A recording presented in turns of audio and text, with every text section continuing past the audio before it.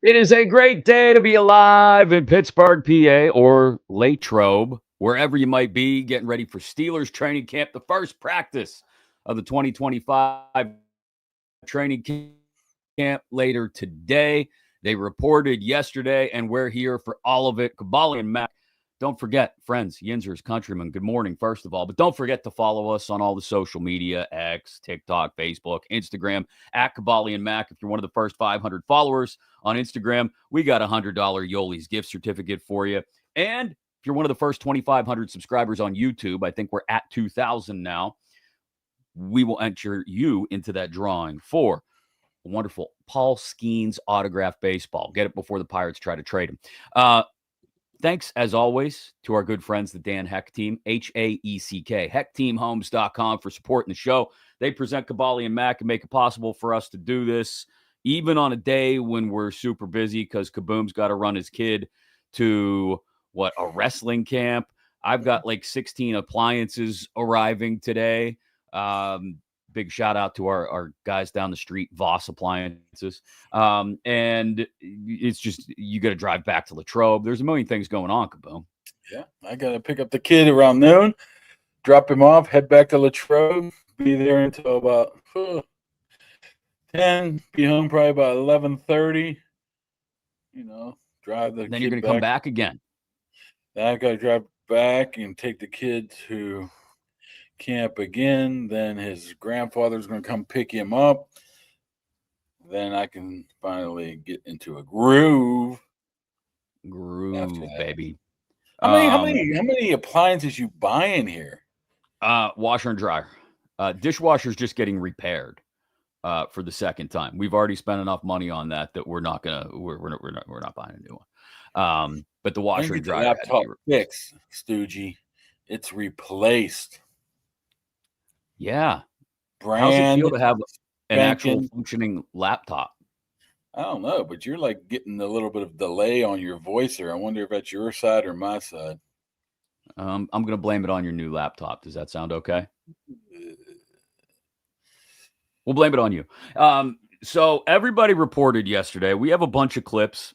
Some of them, as I just discovered right before we started the show, may or may not work, which is awesome. It's a good thing I spent time last night.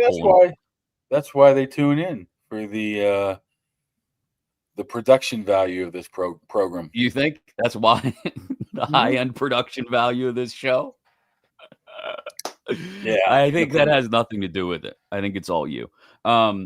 So let's start with, first of all, Omar talked, Mike T talked, TJ Watt talked. A handful of players were grabbed as they were, taking their stuff out of their car, trying to walk into Benedict Hall and get loaded up into the dorms. So we'll hear a lot of it. Jalen Ramsey, Juan Thornhill, Troy Fautanu had something to say that I thought was pretty interesting about the O-line's offseason involving the new quarterback. But just the first thing was Omar being asked about all the stuff, and they did a lot, and he struggled to remember all of it because there was a lot of it, all the stuff they did this offseason. It wasn't good enough, and we talked about change having to happen. I know people maybe expect to change sooner than later, but change doesn't always happen at the pace everybody expects. But we knew changes had to be made, and here we are. Here we are, Kaboom. Changes have been made, and lots of them. And here's the thing I thought about after listening to Omar talk about the amount of change that happened. Everybody talking about all the new faces that are in camp this year. We get mad that they don't meet our expectations, right? That they keep losing in the first round of the playoffs, yada, yada, yada. And then we say, well, something's got to change, damn it. But we know full well the head coach isn't going to change until the head coach, wants to do something else. The next best thing this organization can do every year is go out and turn over a ton of the roster when you're not happy with what they did in the previous season. And so here they have gone out and turned over big, major, important chunks of the roster, and people still don't seem to be happy. Some people anyway. I know a lot of people are excited and interested to see how it works out. Sounds like a lot of the people that were in Latrobe yesterday at Saint Vincent felt that way. But here we are. they're doing everything they can. It may not be, I don't know what else people expected them to do, but they're doing everything they can to try and affect a different outcome this year. Yeah, I think the issue is they would much rather they're wasting a year in a lot of people's eyes. Hey, let's not sink this money into these guys, these 1-year veteran guys. Let's worry about getting that franchise quarterback next year. They're doing, a little bit of half, a little bit this, half, a little bit that, which I actually applaud them for. I mean, you're in a point right now. This might be, Mac, the only year we see this to this degree of turnover like this, because Omar made a point, man. I mean, they had 8 draft picks last year. They got 12 to 13 more this year just by natural progression. This roster is going to be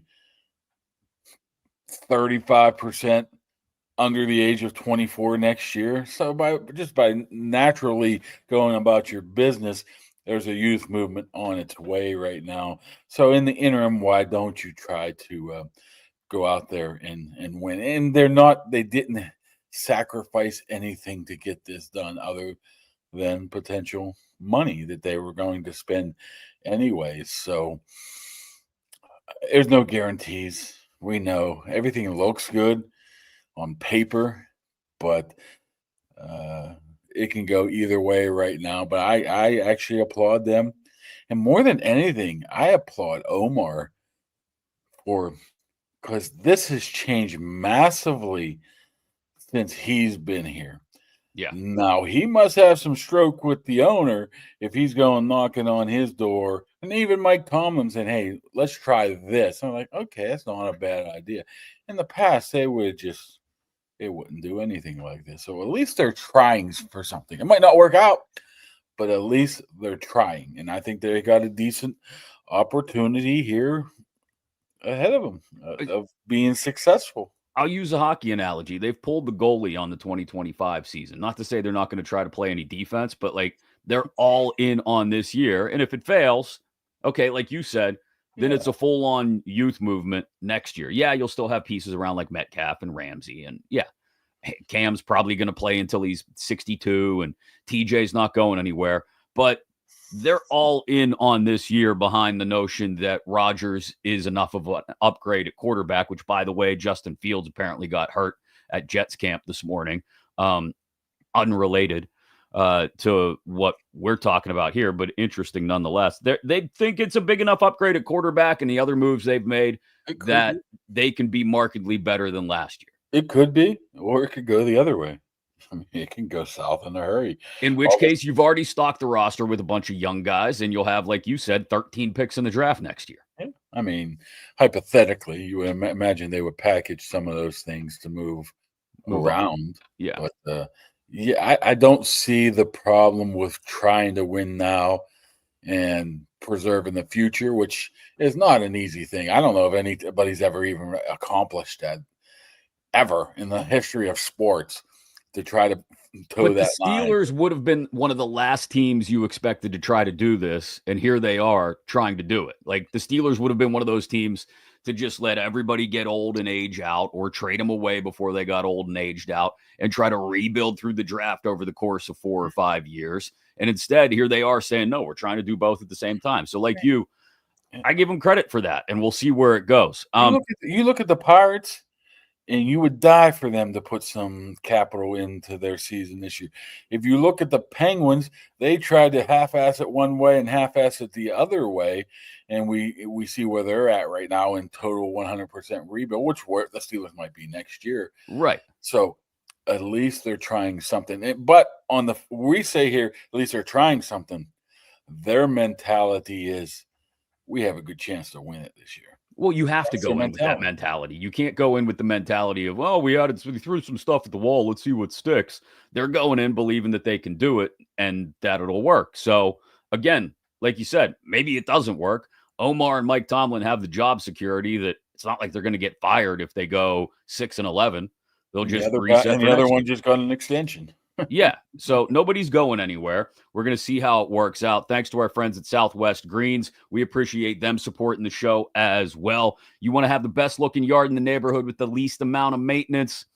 Do what our one buddy Phil out in Plum did. He called up Southwest Greens, went to southwestgreenspa.com, had him come out, show him what they could do for his backyard. He's got a beautiful surface out there now. He's a big golfer. He can putt on it if he wants, right? Practice a little golf. The kids can play on it. The pets can go on it, whether it's just a little spot around the pool or the play set or the whole damn yard. You can get it done with southwestgreenspa.com. Get a hold of them. Tell Jake that Kaboly+Mack sent you, and they'll get on out there and hook you up, like I said, with the best-looking yard in the neighborhood with the least amount of maintenance. So the biggest story, obviously, and Omar was asked about this, the new quarterback. Some people might view my patience or our patience as a weakness, but we view it as a strength. We just felt good about it. If there was a point where we didn't think things would end up where we wanted to end up, we would have, gone in a different direction. But we just felt comfortable and felt good about it. And, we wanted Aaron Rodgers, and Aaron Rodgers wanted to be a Steeler, and it worked out. It worked out, and one of the... I love a question. I love a question. I wonder who asked that. It was a fight. That media room was packed, and there was people screaming over each other and stuff. I heard it. Very childish, but I was able to get a couple in. I mean, the pool behind the curtains, they have assigned seats there. So wherever you sit in the media room gives you preferential treatment of asking questions. Of course, the people up front get a better shot at it because they're right in front. Right. And our friends at the Trib really skirted it a little bit, man. Oh. They're going three wide on the table, and Benzie's standing just to hoard it all up. So, well, Benzie, I mean, this is against the rules here, brother. You can't be. It makes him look taller if he stands, though. Sorry. So Omar was asked about Rodgers, and then Pursuta asked Mike Tomlin about Rodgers later about whether he was worried at all or. And Mike Tomlin said, I never wavered. I felt a whole lot better about it than any of you guys obviously did. I trusted in this. And so clearly, we got the impression that they felt good about Rodgers coming in, even if the rest of the world was losing their mind over it for about a month and a half. And they backed that up. And look, I do think they probably had other avenues that they were going to explore, probably did explore before they went down Rodgers Street. But once they committed to Rodgers and Rodgers expressed an interest, I just don't think it was as hazy and questionable as maybe a lot of us thought it was, because they seemed very sold on the fact that Rodgers was going to be here from the start. I'd be questioning the word us, because I told you back in March. I know. If there wasn't on the back. Well, if there wasn't some sort of mutual agreement, wink, wink, nod, nod, and I wrote this, and people called me a freaking moron, which it might be true, but whatever. The Steelers would not move forward unless they were 100% sure that this was happening. And I think after Rodgers showed up in the Malibu on when the Duquesne Dukes were playing. No, it was that Robert Morris. My fault. Our friend Andy told. Robert Morris was playing on that Friday. That they pretty much knew darn well what the hell was going on right there. They wouldn't have moved forward. You can't run an organization on the hopes and prayers of somebody making a decision like that. However, we always fell back on it's Aaron Rodgers. Anything, even if he told you he was coming, you never knew. But they pretty much knew from probably March on that he was coming here. So and it worked out for him. And he's supposed to talk today, but we'll see. I don't know. Yeah, I had an inkling that he wouldn't be a first day guy, that they would save him for another day when he feels like it. We'll see about it next Wednesday. Oh yeah. When Pat and the boys are in town. I can't wait to see how that works, by the way. Like Shefty. Rick Barry's asked me if Shefty was in the room. Shefty hasn't been to Pittsburgh since 2001. And he used to cover the Broncos for the Rocky Mountain Gazette or something. That's the only time I've ever seen him here. Really? Yeah. Well, when you're a big-time league-wide insider, you just cover the league from your phone, you know? Yeah, apparently it's that. going to be a shit show at camp this year with people coming in thinking they're getting the Aaron Rodgers exclusive. By the way, I've already told this story, but Aaron Rodgers, this is how meticulous he is with his details. He made sure that the Steelers PR people gave him a booklet of all the media people so he was prepared of who he's talking to. Yeah, he knows all about like, you know, if I have to be prepared to go out there and play, I should be prepared for who I'm talking to right now. How about that? No stone unturned, as somebody would I'm just say. wondering if there's little notes here. Notes. Don't talk to this person. Note. Chris Adamski likes to babble on a lot, but he'll eventually get to the question. I mean, I just wonder if there's any little notes there. Tim Benz stands the whole time. Tim Benz, if he gets too long-winded, just look at him and say, I have no idea what you just asked me. I bet they do. That's the thing.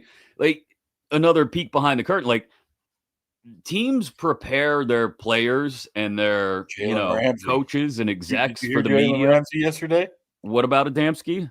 Jalen Ramsey, I'm saying. Did you hear him? Oh, yeah. We've got a... He was prepped.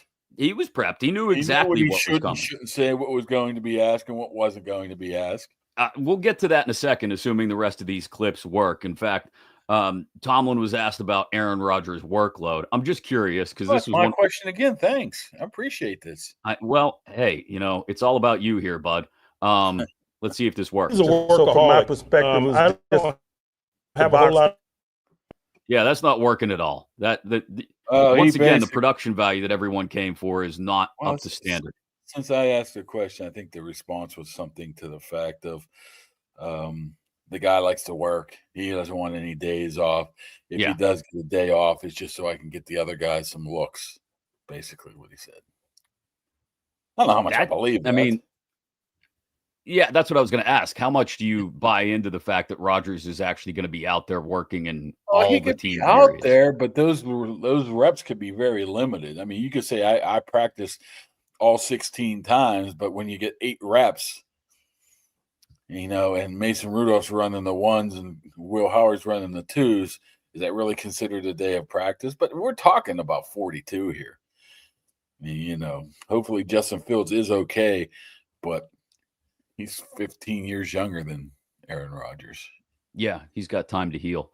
Yeah. What I'm saying is things can go in a hurry. So I don't know. You want to get him up to speed, but you don't want to put him at risk. The one thing I thought was interesting in talking about the details, the nitty-gritty that Rodgers got into, and I guess this was more a team thing, a coaching staff thing. And again, the clips just absolutely shit the bed on me. So this one probably won't work either. So I won't even bother trying to play it. It gives good fodder for us to laugh at. Or me.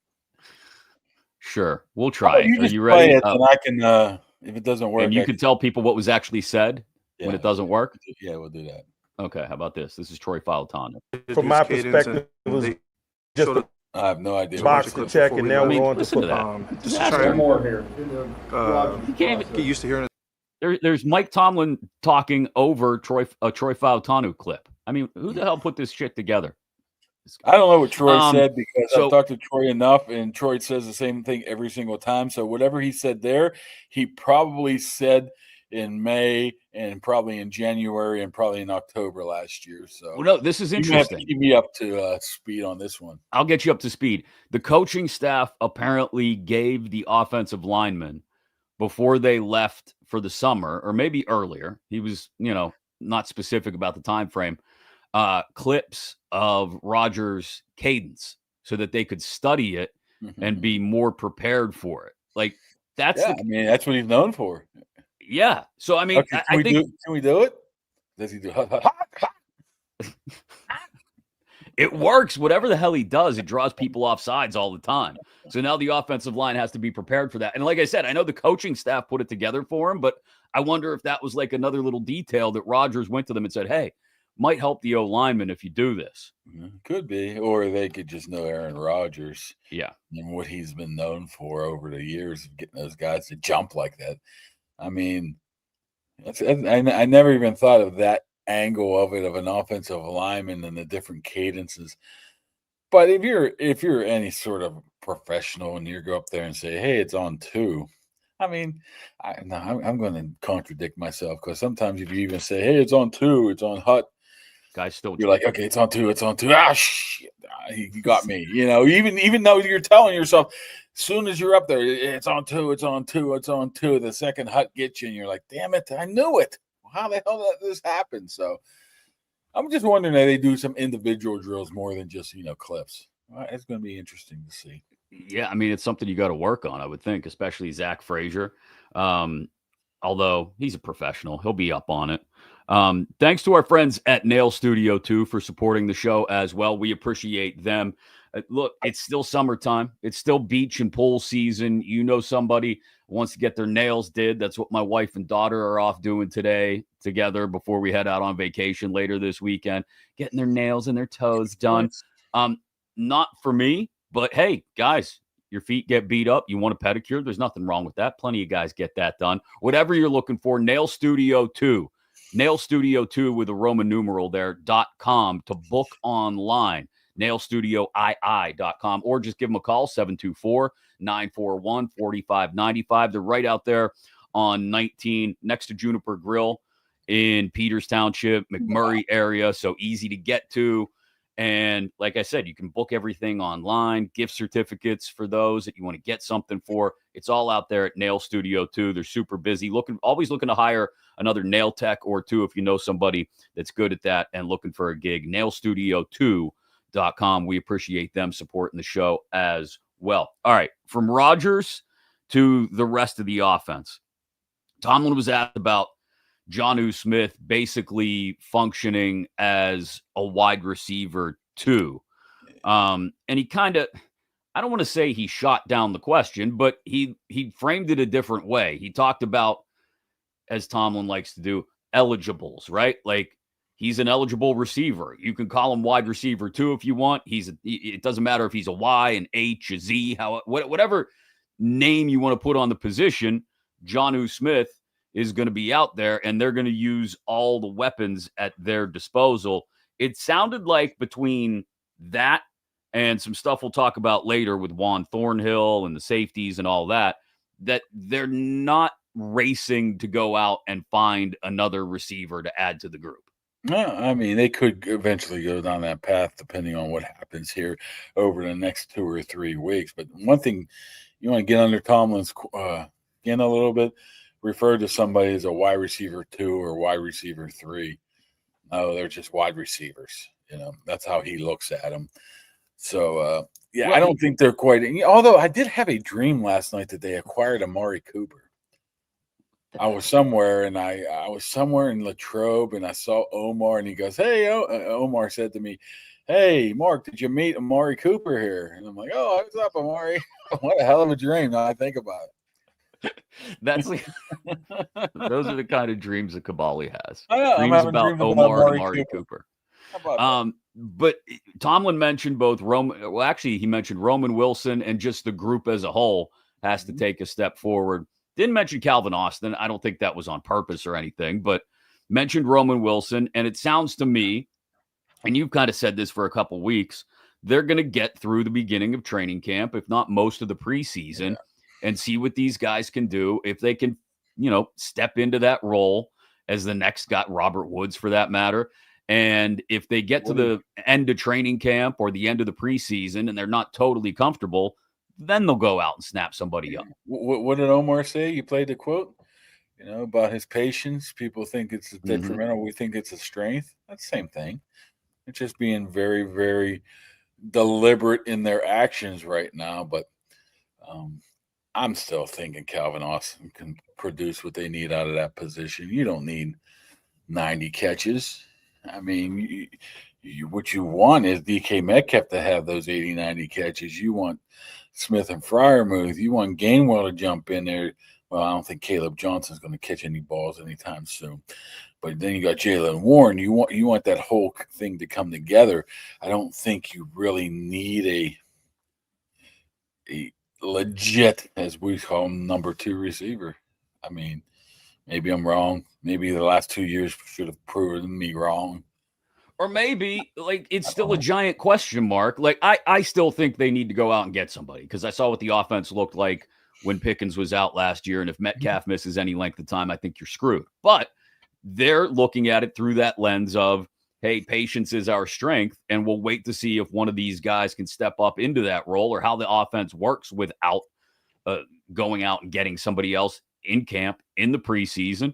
And if it works well, great. We don't need to go out and get anybody. If it doesn't work well, then we still retain the option of adding somebody towards the end of the preseason and before the regular season even starts. I mean, you think about it, the guys we talk about, the Gabe Davises, Amaris, and Keenan Allens. I mean, nobody else is signing them. So it almost leads. I mean, they're good enough receivers that they could have signed with somebody by now. So they're trying to play the old waiting game too to see who needs us and get paid the money as well. I mean, I wouldn't kick Amari Cooper out of bed, as they say. Maybe that's a bad analogy. That's a bad analogy. Don't go with that. You know what I'm saying? I wouldn't say no, I don't want him, but I do believe that Calvin Austin is going to be. I don't know why. I just think he is on that trajectory of being a solid player. But yeah, did you see who did not show up to the Commanders? Terry McLaurin, Scary Terry, holding out. Holding out. Problem with that is there's no cap space, really. I mean, forget the cap space. I mean, you can always work around that. You're going to have to give up draft capital, and they've made it quite clear that they don't want to mess with next year's draft capital unless you can. That's what they did with who? They did that with Jonnu and Jalen. They gave them 2027s and 2026. You don't think that's by design? By design, yeah. And you also have you'd have to extend McLaurin. It's not that I don't like the idea of bringing in a receiver of McLaurin's talent and ability, but you'd also have to extend them, and then you're probably talking about spending upwards of $50-60 million on receivers per year in the next couple of years between Metcalf and I would never say never because Omar, but unlikely. Unlikely. That's a good. It's a good way to put it. You know, we'll see. I mean, by the way, I'm just regressing here, telling you how much I hate this first 4 days of practice. Even Tomlin hates them. He's like, call me on Tuesday, man. Once they get in the pads and start tackling. I mean, not only that is they're limited. They're only allowed to be on the field for so long today. It's a glorified walkthrough again. Well, I mean, acclimated. What are we talking about here? These are professional athletes. It's written into the CBA, Bob. 1977. Well, yeah. Nobody's working at Sheets during the off season. Yeah, and John Clayton's not out there looking to track how many padded practices Chuck Noll has either. I mean, so go look up that story, kids, for the younger crew out there. Let's see if the Juan Thornhill thing works, because Omar said, testy, huh? Yeah, and Mike Tomlin said as well that, they're going to see how things go. They're not necessarily running out to go get another safety. Oh, yeah, the Thornhill thing isn't even downloaded, Kaboom. This is going great. Oh, there it is. Hold on. Let's see if it works. Why does he have to prove himself still? The guy just came off a Super Bowl playing great, so he shouldn't have to prove himself at all. So I definitely think everybody's going to play with a chip on our shoulder. Like, I definitely will be. I can't really speak for those guys, but hopefully they'll do the same. So Juan Thornhill, testy, salty, whatever words you want to use. Dragging his name through the mud, baby. Yeah, maybe some rabbit ears hearing what people have to say about him being a starting safety now that Minka's gone and he's not happy about it. Yeah, I mean, the problem is every feeling I got over the past day or so it might be a Juan Thornhill type of year. They just want him to prevent the deep ball. They want to play man coverage underneath, have him prevent the deep ball, have Deshaun Elliott more be the box guy, have two inside linebackers who can play 3 downs and be very active and let the edge guys go get the quarterback. I mean, it's as simple as that. So I got a feeling that it's going to be a 1, unless Thornhill just totally craps the bed here. I have a feeling he's going to be your starting safety this year. Well, I think we get caught up too in thinking about the old way of, hey, there's clearly a free safety, there's clearly a strong safety. You know, in the heyday, it was Polamalu, obviously, is the strong safety, and whoever the free safety was. And this feels like it's going to be like, I get it. Elliott is capable of coming up in the box, and Deshaun Elliott is a thumper, and he can make those plays. But I just think they're going to use both safeties as safeties. And as Tomlin put it yesterday, and I'll play the clip in a minute if it works, you know, they look at them as coverage guys, right? Like, if you can cover, you're going to be on the field covering somebody. Yeah. And look, it doesn't make me feel any better about what happens, for example, if Thornhill gets hurt and they're down to Deshaun Elliott and I don't know, Killebrew as their starting safeties, but which is why I think that's even more of a priority than another receiver during camp and during the preseason before the regular season starts. It's not necessarily a lack of belief in Juan Thornhill. It's, hey, you've gone out and made all these moves, and that's great. It's awesome. I'm excited about them too, but you're precariously thin at a couple of positions, and safety is probably at the top of the list for being one of those positions where you're scary thin. Yeah, but I don't know how much safety means to him anymore. I mean, they're quite willing to get rid of Minkah Fitzpatrick, a guy who's, just patrols the back half of the defense for a straight screw coverage corner. I think that tells us where their mindset is. I mean, the first thing I got, Tomlin talked for 12, 15 minutes. I don't even know. Mm-hmm. The first thing I said, I don't even know who was sitting next to me. Maybe Alan Sanders.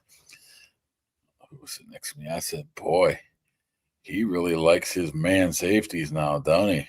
Yeah. Honestly, this is how they view their defense is going to work. They're going to start all three of those guys. Slayton, Porter. Porter. Well, I say Slayton, Slay, Porter, Ramsey. They're going to be introduced on the old Jumbotron at Acrisure, right? Mm-hmm. They're going to be on the field as much as possible. He's going to tell the defensive coaching staff, make sure those guys are on the field as much as possible, because they haven't been a true man coverage team for years now. They've been doing it with smoke and mirrors, man. And you can only get away with, the smoke and mirrors and the fake pressures and the fake, the dummy blitzes, fake man in the zone so often before they realize it. Right now, they're figuring those three guys are going to take out the three best receivers, including Cincinnati. Mm-hmm. They're going to have Thornhill being able to prevent the deep ball, and they're going to let TJ, Herbig, Watt just get to the quarterback. And I wouldn't be surprised when they're up in the mid-50s into sacks again if everything plays out like they anticipate. It's another risk-reward proposition. It's another all-in kind of deal where you say, hey, you know what? If we're going to go out and get these guys, we're going to go all in on their ability to cover people so we can go all in on getting after the quarterback. I don't want to call it a zero-sum game, but you're either going to get to the quarterback 5, 6, 7 times a week, or you're not going to get to the quarterback. And these guys, granted, Ramsey's still great in man coverage. Porter, when he's not getting called for penalties, I think is solid in man coverage. Slay, we've seen what he can do even if he's getting older, are going to be counted on to not give up big plays. But when they do, and big plays do happen, the other team tries to win, it can't happen too often, I guess is my point. You have to get to the quarterback or else you're going to give up big plays on the back end. You can't give up big play. You've got to be tight man coverage from the snap, or else your guys up front aren't going to have time to get to the quarterback. The problem has been over the past couple of years where the sack numbers have dipped is teams knew they couldn't play man. So it was dump off after 4-yard gain, and you're screaming at the TV of why aren't you covering these guys underneath? Because you know why? Because we don't have man corners and we have to play zone, and they know we're playing zone, so they're taking the easy throw. I think they got fed up with that, and I think that was issue number one when they or whatever how they got Minka. They're like, okay, we don't want to give up Minka, but we're tired of playing this way. We need to play this way. That's why we got Slade. That's why we got Ramsey. That's why we still think Joey Porter. I mean, for everything Joey Porter is, the guy is still 6'2", physical specimen who can play man coverage. And if the worst comes to worst, if he's playing man coverage against, I can never remember his name. Help me out again. Who from where? Cincinnati guy. Yoshivas. I like my chances with Joey Porter and Yoshivas. You know how to spell Yoshivas? It's like FJPRGIG. Keyboard mash. It's just when you know how you hit your computer the other day because you were mad at it and a bunch of stuff just popped up on the screen? That's how you spell Yoshivas' name. When you do that, don't you always start with the letter Q first, somewhat reason? No, I do the old.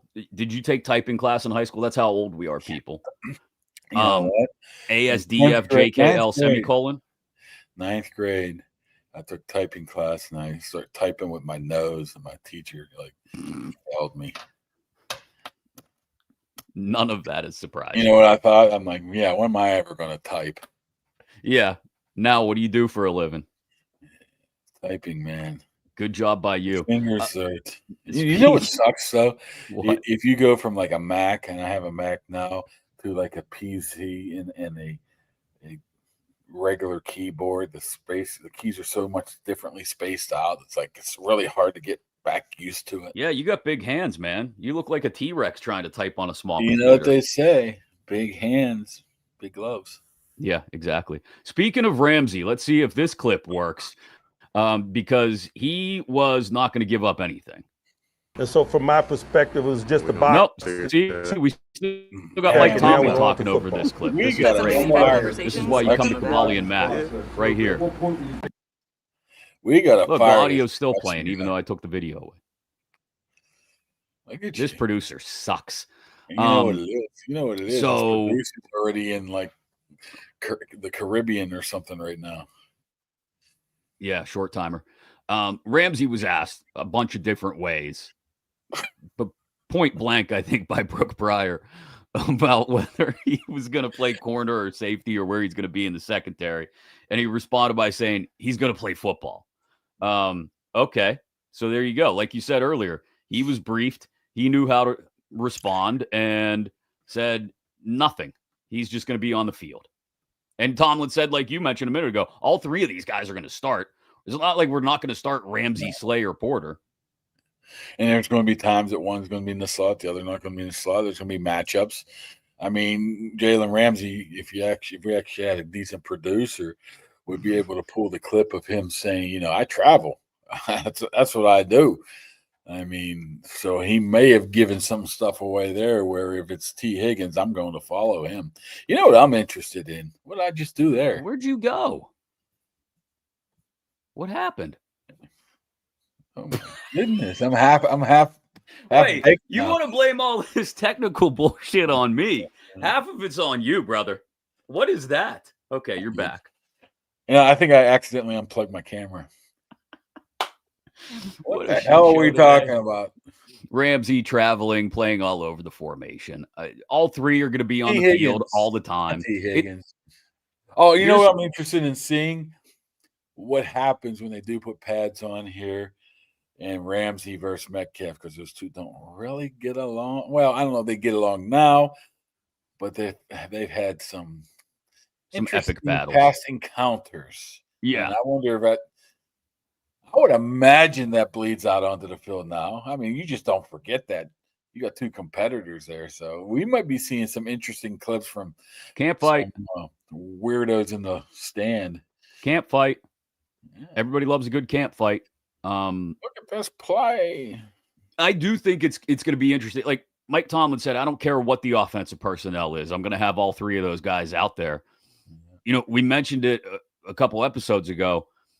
when teams are committed to running the ball because they've seen that teams ran the ball on the Steelers down the stretch last year, at what point does he decide, okay, I can't have 5 D-backs out there? Or does it become a thing where, like people have theorized, we'll have 4 D-backs out there, but Slay slides out, or not Slay, Ramsey slides out into the middle of the field to play a little bit more of a safety type role? I mean, teams are going to test them on the ground, especially early on in the season, to see if they're still as soft up the middle as they were at the end of last year. Yeah, you can have as many man coverage corners you want there. However, Ramsey's a good tackler. Porter is tackling a lot better. So it's not like these guys can't tackle from that position. But what happens if they do just go, jumbo, take them out of their 3 man coverage sets, unless it's more of a third down thing that they're more interested in. But I mean, to me, it seems like they built their defense not with Lamar Jackson, the Ravens specifically in mind. No, it seems like they built it with Joe Burrow and the Bengals in mind. And the majority of let's face it, the majority of the NFL. I mean, who doesn't have 3 wide receivers mostly all times, except maybe the Ravens? Well, yeah, I mean, look, when you look at the schedule, and not to sit here and do a week-by-week breakdown of the schedule, but you would think the first 3 teams they play are all going to lean more on their running backs and run game than lining up 3 receivers and a tight end or 4 receivers in standard situations. Like the Jets are going to lean on running the ball, especially if Justin Fields is hurt. The Seahawks are probably going to run the ball because they don't have a ton of receivers outside of Cooper Kupp. The Patriots, Ramondre Stevenson, and all they got at receiver is Stephon Diggs. So I would think all 3 of those offenses and all 3 of those coaches are going to look at the Steelers' performance down the stretch last year and say, hey, they didn't do that much up front, did they? Where'd you go again? Same shit's happening, man. Stop messing with the cables. And they're going to try and run the ball at them. Like, that's just what I foresee in the first 3 weeks of the season. And I think if those teams don't test it early and often in each of those first few games, then they don't know what the hell they're doing, especially with the Steelers adding so much in the secondary. It seems like Justin Fields suffered a dislocated toe. Oh, that's it? Yeah, but it's not a big toe, so it doesn't look like that's going to be a... turf toe ended Jack Lambert's career. Yeah, but that was a big toe, too. I know. But people always like to bring that up when you mention toes. And Jack Lambert. Jack Lambert. So he should be, you imagine he would be ready at that point. But still, they're going to want to run the ball, whether it's the Jets week 1, Seahawks week 2, Patriots week 3. Early in the season, you're trying to see if teams can stop what they were not good at last year. And the Steelers at the end of the year were not good at stopping the run. If that's the worry you have the worry there. You got 2 inside guys who are athletes more than run stuffers, and you got a defensive line, as Jalen Ramsey would say, the best defensive line in the league. I'm like, you must not have looked at the roster lately there, Jalen. But yeah, he was yeah, he's not quite as up on the defense. I still think Rodgers if there's a place on this defense where you're susceptible, it's up the gut. No, and I've come around to agree with you in that regard. Like, that's the biggest question mark on the defense. I mean, we could talk about Queen and Wilson and the inside backers, but Queen has to be better than last year. It's up the middle, and just in general, are teams able to run on them like they were at the end of last year? And if they are, then adding Slay and Ramsey and Thornhill and all this on the back end, you're right, doesn't matter how many corners you have on the field. Thanks to the guys at Impact HVAC for supporting the show as well. It's hot out there. It's going to be hot this weekend. And, well, it's summertime. So if the AC isn't working, you want to get it looked at, maybe not working as well as you wanted to, whatever. They'll come out, see if it's just a maintenance issue, something needs repaired, something needs replaced. Impact HVAC PGH on Facebook to get a hold of them, or just give them a call, 412-297-1852. Don't sweat your ass off while you're sitting at home this summer. It's still hot out there. Get it taken care of. We appreciate Impact HVAC supporting the show as well. All right. So I was going to try and play Tomlin talking about Ramsey. This is just a disaster right now. This is a longer clip, so if it actually works, it combines like 3 of his answers. I tightened them up for brevity. I'm guessing that it's like a Steelers defense against the Ravens. It's just going to not work. You're probably right. It's probably going to be a disaster. It'll be entertaining. Give it a try. Either way. Yeah, and if not, we've already talked about some of the stuff that he mentions here, but I think it's worth playing what the head coach had to say. Let's see if it works. So from my perspective, it was just a player check, and now we're on to when he came out in the draft, I think he was the #1 safety on our board. Yep. 2 pieces of audio playing, no video. That's great. That's awesome. Fire the producer. Didn't you cut your teeth in the producing world too? With the old yeah, and I'd like to think I was pretty good at it, but this has totally shit the bed this morning. You're getting too big for your britches, man. You gotta go back to your roots. No, I'm worried about the washer dryer delivery guys knocking on the door any minute. Well, I got that going on the program. We'll give them a free freaking ad. They want to install a washer and dryer and get the hell out of here. Oh, you know what? By the way, I don't know how they do that at Voss, but they won't remove they won't install the washer unless if it's the hose is rusted. They're like, we can't do anything about this. I'm like, I think it's all taken care of. I didn't go take care of it, but my wife went, and she's smarter than me at this stuff, and I think she took care of everything. Talked to a very nice guy named Matt who helped get everything squared away. Maybe you should get her to download some video. It's a hell of an idea, actually. Hell of an idea, Kaboom. It was just Tomlin talking about Ramsey, where he's going to play on the field. A lot of the stuff we've already talked about, how they're going to use him. He's going to be on the field all the time. And something that you alluded to earlier, like they are all in on man coverage concepts and all in on getting after the quarterback. I kind of wanted to play what the head coach had to say to reinforce all that. Normally, he doesn't reveal much, and he basically just said it. Yeah. I'm putting my guys out there. The hell with you guys. You think you can beat him? Go ahead. I don't know if that's a flawed way of thinking or not, but we're going to find out. I mean, he's in absolute love with all 3 of those corners. Now it sounds like he's going to let the defensive staff come up with the plans, but he wanted those guys on his roster. Well, and again, all 3 of them are good enough that they shouldn't come off the field, except in extreme circumstances, right? So where's Beanie Bishop coming in? He doesn't. He even mentioned Brandon Eccles. He gave Brandon Eccles a name drop yesterday, Mike Tomlin did. What about TJ Watt? He gave Corey Trice a shout out. A lot of love for the cornerback room yesterday at Saint Vincent from everybody. TJ needs to get some residuals here from Sharkies. He goes, I'm going to go down Sharkies. And I was going to try to play that too, but again. Here's the thing about that is, now every Yinzer in the world is going to show up after practice thinking TJ Watt's going to be there eating wings. Yeah. Let's try this clip too. I'm sure it won't work, but what the hell? We've tried every other one today. Do it. Here so from my perspective, it was just a box to check, and now at some point, I'm sure, with the guys and still playing like Tomlin. All the traditions. So from my perspective, screw this. I'm done for the day, man. Well, put it this way: you put together cover. You put together a package of like giving potential sponsors. Make sure you don't include this video.